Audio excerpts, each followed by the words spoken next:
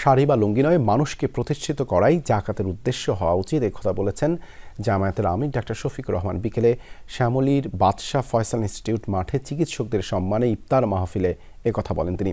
National doctors forum Dhaka মহানগর উত্তর শাখায় আয়োজন করে। জামায়াত আমির বলেন, জাকাতের সুষ্ঠু বন্টন হলে সমাজে অর্থনৈতিক ভারসাম্য আসবে। মানুষকে প্রতিষ্ঠিত করার উদ্দেশ্যে যারা জাকাত দিতে চায়, এই কাজে তাদের সহযোগিতা করবে জামায়াত। ডাক্তার শফিকুর রহমান বলেন, নেতাকে ক্ষমতায় নেওয়ার জন্য নয়, দেশে আল্লাহর আইন বাস্তবায়ন করতে চায় জামায়াত ইসলামী। বলেন, মানুষের অধিকার নিশ্চিত করতে হলে দিন কায়েমের বিকল্প নেই।